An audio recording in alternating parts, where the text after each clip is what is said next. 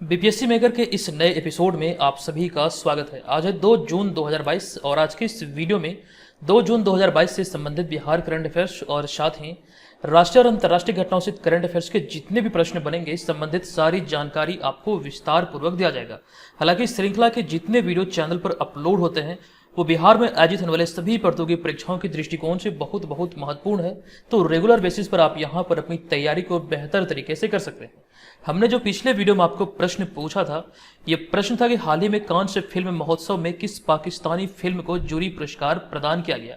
संबंधित सारी जानकारी आपको दिया गया था। इसका राइट आंसर होगा ऑप्शन नंबर बी, यानी कि जॉयलैंड को भी हाल ही में ये जूरी पुरस्कार से सम्मानित किया गया, जो कि एक पाकिस्तानी फिल्म था। तो राइट आंसर होगा ऑप्शन नंबर बी, यानी कि जॉयलैंड। यहाँ पर ध्यान दीजिए, इस वर्ष जो 2022 में कान से फिल्म महोत्सव आयोजित हुआ है, ये 75वां संस्करण था इसका। ये भी जानकारी आपको ध्यान रखना, ये इसका 75वां संस्करण था। और बिहार में आयोजित होने वाली प्रतियोगी परीक्षाओं को लेकर हमने एक पीडीएफ जारी किया था, जिसमें वर्ष 2021 से संबंधित सारे बिहार स्पेशल करंट अफेयर्स के प्रश्नों का संग्रह है। तकरीबन 1000 से अधिक प्रश्न यहाँ पर आपको देखने को मिलेगा और सभी प्रश्नों का समग्र विश्लेषण इसमें डाला गया। जो भी इस सीरीज के अंतर्गत वीडियो चैनल पर अपलोड होते हैं उसी का यहाँ पे कह सकते हैं एक तरह से संग्रह किया गया है। तो इसको आप इस वीडियो के डिस्क्रिप्शन में दिए गए लिंक से डाउनलोड कर सकते हैं और साथ ही साथ बीपीएससी मेकर ऐप पर भी ये उपलब्ध है, तो वहां से भी आप इसे डाउनलोड कर सकते हैं। एक जानकारी यहाँ पर ध्यान रखें, मई माह समाप्त हो चुका है, तो मई माह से संबंधित जो पीडीएफ बन के तैयार होगा मंथली जो करंट अफेयर्स का आता है, वो बीपीएससी मेकर ऐप पर जल्द ही उपलब्ध होगा। वहां पर जाकर आप इसे प्राप्त कर सकते हैं, उसे डाउनलोड कर सकते हैं। और इसी का जो प्रीवियस मंथ था, जनवरी फरवरी या फिर 2021 से संबंधित सारे मंथ का वहां पर आपको पीडीएफ एक साथ मिल जाएगा। अब यहां पर हम आ चुके हैं आज के इस वीडियो के पहले प्रश्न पे। तो आज के इस वीडियो का हमारा पहला प्रश्न है कि हाल ही में मुख्यमंत्री नीतीश कुमार ने किस जिले के करकटगढ़ जलप्रपात को इको टूरिज्म के रूप में विकसित करने का निर्णय लिया है। इस प्रश्न का हमारा राइट आंसर होगा ऑप्शन नंबर डी, यानी कि कैमूर जिले में स्थित है करकटगढ़ जलप्रपात, जिसको भी हाल ही में मुख्यमंत्री नीतीश कुमार ने इको टूरिज्म के रूप में विकसित करने का फैसला किया है। संबंधित सारी जानकारी आपको दे दूं कि मुख्यमंत्री नीतीश कुमार ने कैमूर जिले के करकटगढ़ जलप्रपात को इको टूरिज्म के रूप में विकसित करने का निर्णय लिया है और साथ ही पर्यटकों की सुविधा के लिए यहाँ पर कैंटीन की व्यवस्था करने का भी निर्देश दिया है। ये जानकारी यहाँ से ध्यान के अभी हाल ही में यहाँ पर कह सकते हैं निरीक्षण के तौर पर मुख्यमंत्री नीतीश कुमार पहुंचे थे, जहां पर यह घोषणा हुई है। अब बात है कैमूर जिले की, तो कैमूर जिले के बारे में कुछ संबंधित एक्स्ट्रा फैक्ट्स को हमने यहाँ पर ऐड किया है। आपको बता दूं कि हाल ही में बिहार का दूसरा टाइगर रिजर्व कैमूर जिले में स्थापित करने की बात कही गई थी कुछ दिन पहले। ये जानकारी हमने आपको दिया था। अगर हम बात करें वर्तमान समय में बिहार के एकमात्र और एक पहले टाइगर रिजर्व की, तो बिहार का पहला और एकमात्र टाइगर रिजर्व है पश्चिमी चंपारण जिले में, जिसका नाम है वाल्मीकि नगर टाइगर रिजर्व। और यहाँ पे पश्चिमी चंपारण जिले की बात है तो क्षेत्रफल के दृष्टिकोण से पश्चिमी चंपारण जिला बिहार का सबसे बड़ा जिला है।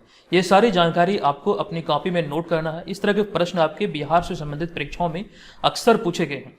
अब यहाँ पे बिहार वाले मैप पर पश्चिमी चंपारण की स्थिति को देखें तो सबसे ऊपर यहाँ पर आपको दिखेगा पश्चिमी चंपारण, जो कि क्षेत्रफल की दृष्टि से बिहार का सबसे बड़ा जिला है और यहीं पर वाल्मीकि नगर में बिहार का पहला टाइगर रिजर्व है।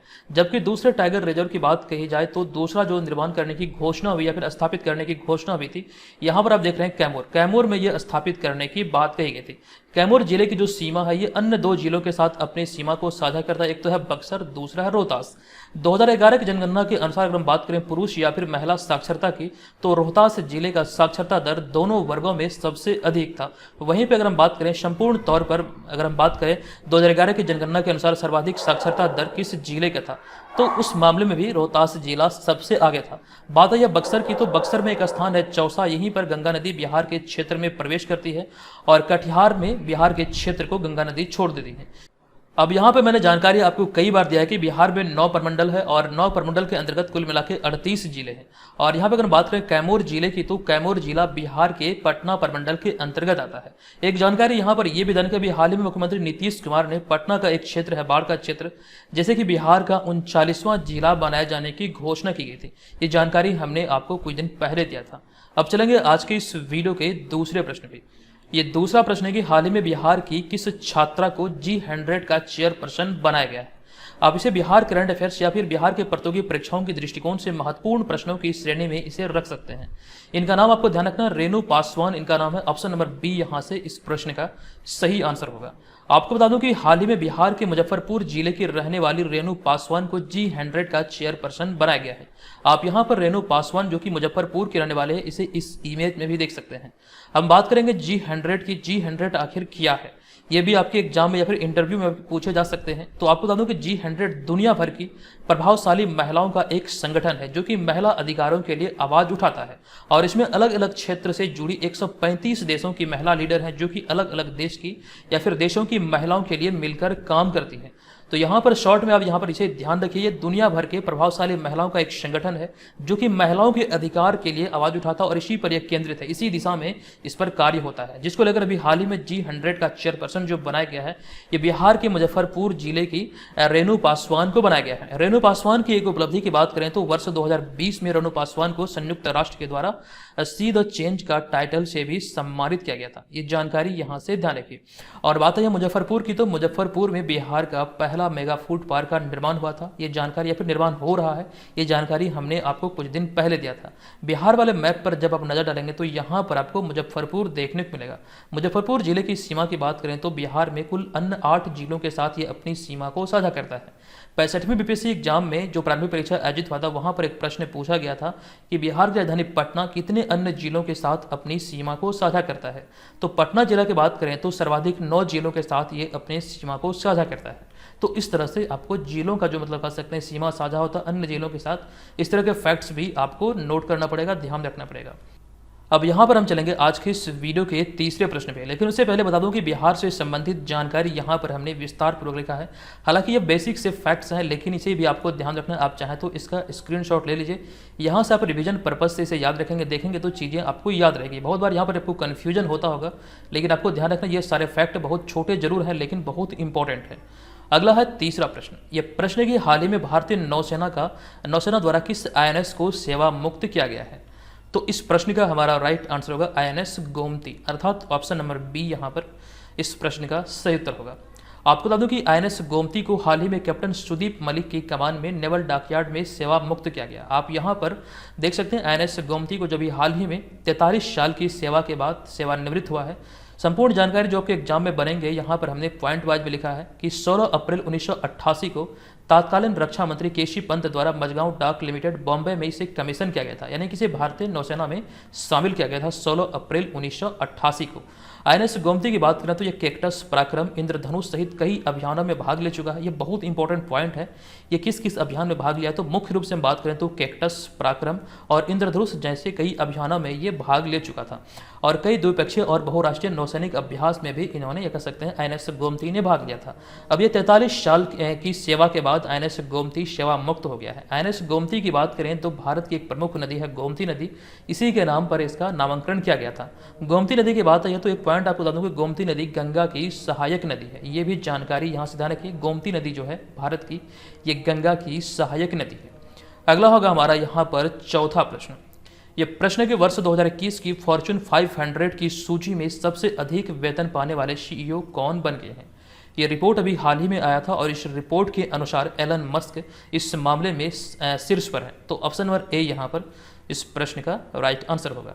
आप बता दो कि हाल ही में जारी फॉर्च्यून 500 की सूची में के अनुसार टेस्ला और स्पेस एक्स के CEO एलन मस्क दुनिया के सबसे अधिक वेतन पाने वाले कार्यकारी अधिकारी या फिर CEO हैं। एलन मस्क को आप यहाँ पर इस इमेज ले सकते हैं, और वे इस सूची में शीर्ष स्थान पर हैं।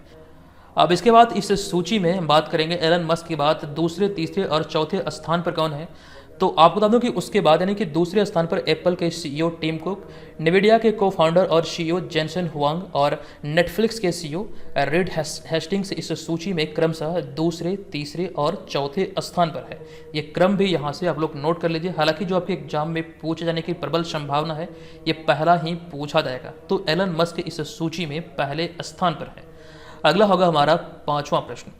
यह प्रश्न है कि 21 जून 2022 को मनाए जाने वाले अंतर्राष्ट्रीय योग दिवस के लिए क्या थीम निर्धारित की गई है। आप सभी को पता है कि प्रत्येक वर्ष 21 जून को 2015 से अंतर्राष्ट्रीय योग दिवस मनाया जा रहा है, और इस वर्ष जो थीम निर्धारित की गई, यहाँ पर यही प्रश्न पूछा गया है। तो राइट आंसर होगा ऑप्शन नंबर सी, यानी कि मानवता के लिए योग, ये इस वर्ष 2022 की थीम निर्धारित की गई है। सही उत्तर है ऑप्शन नंबर सी। आपको बता दूं कि जून 2022 को मनाए जाने वाले अंतर्राष्ट्रीय योग दिवस के लिए मानवता के लिए योग को थीम निर्धारित किया गया है। ये यहाँ से नोट कर लीजिए। और हम बात करें दुनिया भर में 21 जून को अंतर्राष्ट्रीय योग दिवस मनाया जाता है। प्रत्येक वर्ष ये 21 जून को दुनिया भर में यानी कि पूरे विश्व में योग दिवस के रूप में मनाया जाता है। और 21 जून 2015 को पहली बार पूरे विश्व में एक साथ ही योग दिवस मनाया गया था। ये भी जानकारी यहाँ से ध्यान रखना है। इस वर्ष हम बात करें तो इस साल अंतर्राष्ट्रीय योग दिवस का मुख्य आयोजन जो होगा ये कर्नाटक के मैसूर में आयोजित होगा। अब यहाँ पर मैसूर की बात आई है और एक शब्द आता है या फिर एक शहर है इंदौर। दोनों में आप लोग बहुत कंफ्यूज करते होंगे, हालांकि मैं भी कंफ्यूज होता हूँ यहाँ से, इसीलिए हमने इस पॉइंट को ऐड किया है। यहाँ पर हमने ये लिखा है कि नवीनतम आंकड़ों के अनुसार मध्य प्रदेश के इंदौर शहर को लगातार 5वीं वर्ष भारत का सबसे स्वच्छ शहर चुना गया है। यहाँ पर हमने इस पॉइंट को इसीलिए ऐड किया। मैं एक बार पुनः बता दूं, यहाँ पर मुझे कन्फ्यूजन होता है मैसूर और इंदौर को लेकर के।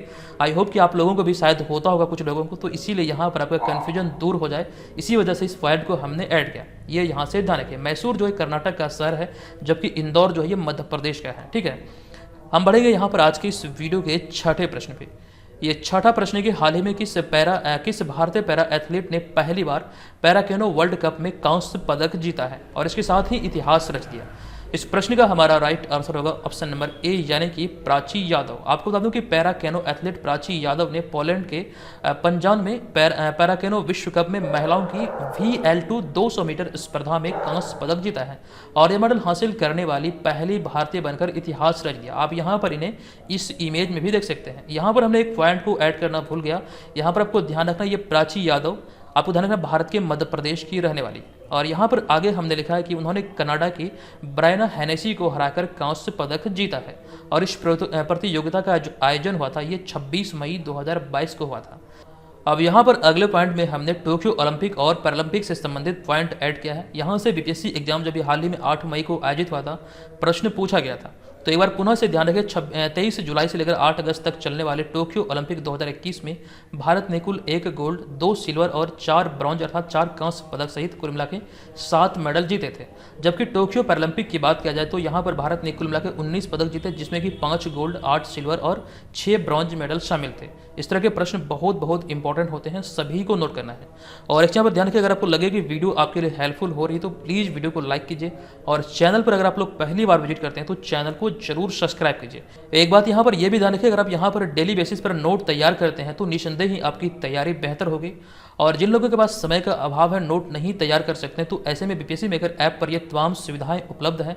आप वहां पर जाकर डेली बेसिस पर ये सारे नोट्स को प्राप्त कर सकते हैं। अब यहाँ पर अगला 7वां प्रश्न है कि तंबाकू नियंत्रण के लिए किस राज्य को विश्व तंबाकू निषेध दिवस 2022 के लिए चुना गया है। आप इसे भी इंपॉर्टेंट प्रश्नों की श्रेणी में रखेंगे और इस प्रश्न का हमारा राइट आंसर होगा झारखंड। अभी हाल ही में तंबाकू निषेध दिवस 2022 के लिए चुना गया है झारखंड राज्य को। तो ऑप्शन नंबर डी यहाँ पर इस प्रश्न का राइट आंसर होगा। आपको बता दूं कि विश्व स्वास्थ्य संगठन ने तंबाकू की खपत को नियंत्रित करने के अपने प्रयासों को लेकर झारखंड को या फिर झारखंड राज्य को विश्व तंबाकू निषेध पुरस्कार या फिर तंबाकू निषेध दिवस पुरस्कार 2022 के लिए चुना है। तो राइट आंसर है ऑप्शन नंबर डी, यानी कि झारखंड। आपको बता दूं कि राष्ट्रीय तंबाकू नियंत्रण कार्यक्रम 2012 में झारखंड में शुरू किया गया था और विश्व तंबाकू निषेध दिवस प्रत्येक वर्ष 31 मई को विश्व स्तर पर मनाया जाता है। एग्जाम में आपके प्रश्न बनेंगे 2022 के लिए इसका थीम क्या निर्धारित किया गया है। तो वर्ष 2022 के लिए इसका विषय निर्धारित है तंबाकू हमारे पर्यावरण के लिए खतरा है। ये यहाँ से आप बता देखिए, इसका जो आपको 2022 वाला थीम है ये एग्जाम में पूछे जा सकते हैं। इसका थीम है tobacco threat to our environment, 2022 के लिए निर्धारित किया गया है। अगला होगा 8वां प्रश्न। ये प्रश्न है कि हाल ही में सरकारी स्कीमों को एक ही पोर्टल पर लाने के लिए वित्त मंत्रालय द्वारा कौन से पोर्टल का शुभारंभ किया गया है। तो इस प्रश्न का हमारा राइट आंसर होगा जन समर्थ, अर्थात ऑप्शन नंबर सी यहाँ पर इसका सही उत्तर होगा। आपको बता दो कि सरकारी स्कीम के तहत लोन लेना अब बिल्कुल आसान हो जाएगा। दरअसल वित्त मंत्रालय ने जन समर्थ नामक एक पोर्टल बनाया है जिसका शुभारंभ प्रधानमंत्री नरेंद्र मोदी द्वारा 6 जून 2022 को किया जाएगा। इस पोर्टल के माध्यम से या फिर कह सकते हैं इस पोर्टल से 14 सरकारी स्कीम के तहत लोन लेने के लिए ऑनलाइन आवेदन किए जा सकेंगे। इसी को लेकर अभी हाल ही में कह सकते हैं इसकी शुरुआत की गई है। जो इसका लॉन्च होगा आधिकारिक तौर पर ये 6 जून 2022 को भारत के प्रधानमंत्री श्री नरेंद्र मोदी द्वारा किया जाएगा। इसमें शिक्षा, कृषि, इंफ्रास्ट्रक्चर, कारोबार शुरुआत और या फिर कह सकते हैं जीवन यापन आदि लोन शामिल होंगे। इन सारे पहलुओं को इसमें शामिल किया गया है। अगला है नवा प्रश्न। यह प्रश्न है कि MUFG बैंक ऑफ जापान को किस शहर में एक शाखा खोलने की मंजूरी मिली है। जब आप यहाँ पर विकल्प पर नजर डालेंगे तो किसी भी विकल्प में किसी भी शहर का नाम नहीं लिखा है। एक्चुअली में यहाँ पर जो नाम लिखा है ये किसी राज्य का नाम लिखा है, लेकिन प्रश्न पूछा गया है शहर। यहाँ पर शहर नहीं बल्कि यहाँ पर राज्य होना चाहिए। और इस प्रश्न का जो राइट आंसर होगा ये होगा गुजरात, अर्थात ऑप्शन नंबर ए।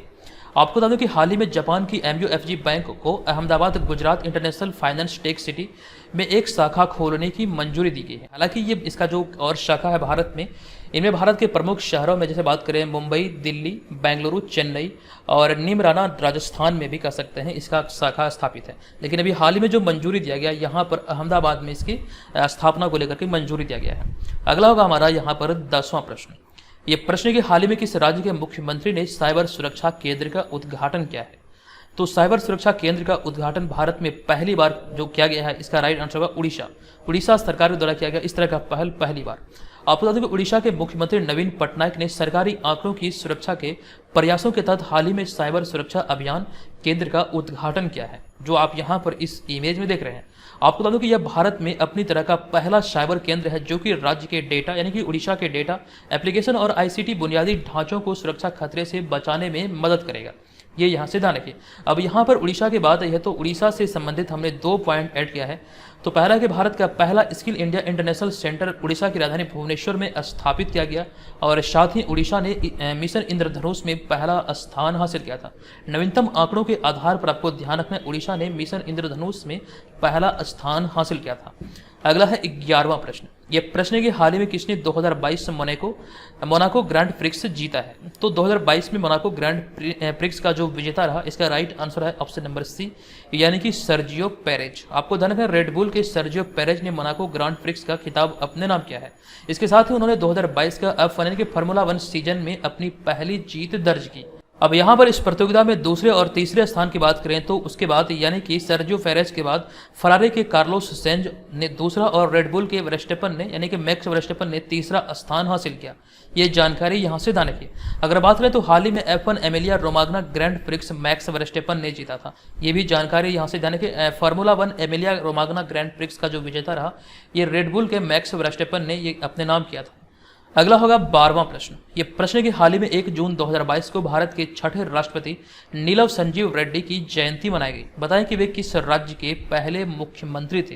हालांकि यहाँ पर एक कंडीशन है जो आगे मैं आपको बताने वाला हूँ, लेकिन इस प्रश्न का जो हमारा राइट आंसर होगा यहाँ पर छठे राष्ट्रपति के तौर पर आप यहाँ पर क्लू निकाल सकते हैं कि इसका राइट आंसर होगा यहाँ पर हमारा आंध्र प्रदेश, क्योंकि ये आंध्र प्रदेश जब नवगठित राज्य बना था तो इसके पहले मुख्यमंत्री बने थे नीलम संजीव रेड्डी। आपको जानकारी दे दूं कि नीलम संजीव रेड्डी 25 जुलाई 1977 को भारत के छठे राष्ट्रपति निर्विरोध चुने गए थे। आप इन्हें यहाँ पर इस इमेज में भी देख सकते हैं। और वे आंध्र प्रदेश के अनंतपुर जिले से संबंधित यहीं पर उनका जन्म हुआ था। और वर्ष 1956 में नवगठित आंध्र प्रदेश के नीलम संजीव रेड्डी प्रथम मुख्यमंत्री बने थे। 1956 में जब आंध्र प्रदेश को मतलब पुनः गठित किया गया था तो ऐसे में नीलम संजीव रेड्डी पहले मुख्यमंत्री बने थे आंध्र प्रदेश। तो ये जानकारी यहाँ से रखें। आंध्र प्रदेश की बात है तो एक जानकारी आपको ये भी दे दूं कि भारत का जो पहला ओपन यूनिवर्सिटी यानी कि पहला खुला विश्वविद्यालय कहाँ पर स्थापित हुआ था, तो ये आंध्र प्रदेश में ही स्थापित हुआ था। ये जानकारी भी यहाँ से ध्यान रखें। और बिहार के प्रतियोगी परीक्षाओं खास करके बीपीएससी जैसी परीक्षाओं में अगर आप लगे हैं तो हमारे ऑनलाइन टेस्ट सीरीज को बीपीएससी मेकर ऐप के थ्रू जरूर ज्वाइन कीजिए। इसके माध्यम से आप अपनी तैयारी का सही तरीके से आकलन कर पाएंगे कि आगामी एग्जाम को देखते हुए आपकी तैयारी किस स्तर की है। और यहाँ पर इस कोर्स के तहत आपको संपूर्ण करंट अफेयर्स मिल जाएगा, जिसमें कि बिहार, राष्ट्रीय, अंतर्राष्ट्रीय सारे करंट अफेयर्स होंगे, जिसमें आपको वर्ष 2021 का संपूर्ण मिलेगा और साथ साथ 2021 वाला जो 2022 वाला जो भी चल रहा है तो ये सारा भी वहाँ पर आपको मिल जाएगा। तो कंप्लीट पैकेज अगर आप लेना चाहते हैं बीपीएससी मेकर ऐप पर ये सारा चीज़ उपलब्ध है। वहाँ पर आप इस कोर्स के तहत ये सारी चीज़ों को प्राप्त कर सकते हैं। तो ऑलरेडी वहाँ पर हजारों स्टूडेंट्स से ज्वाइन किए हुए, तो आप भी उसे ज्वाइन कर सकते हैं और अपनी तैयारी को एक नई दिशा दे सकते हैं। अब यहाँ पर हम चलेंगे आज के इस वीडियो के प्रश्न की ओर। आज के इस वीडियो का हमारा प्रश्न है कि हाल ही में आयोजित international shooting sports federation junior विश्व कप 2022 में भारत को कितने पदक हासिल हुए हैं। तो इस प्रश्न का जो हमारा राइट आंसर होगा इसकी जानकारी हम आपको कंप्लीट दे चुके हैं। बताएं इस प्रश्न का सही उत्तर क्या होगा। और बिहार के प्रतियोगी परीक्षाओं के लिए आप चाहें तो इसको डाउनलोड कर सकते हैं, ये बहुत आपके लिए महत्वपूर्ण होगा। तो दोस्तों आज के इस वीडियो में इतना ही, मिलेंगे नेक्स्ट वीडियो में, तब तक के लिए धन्यवाद। जय हिंद।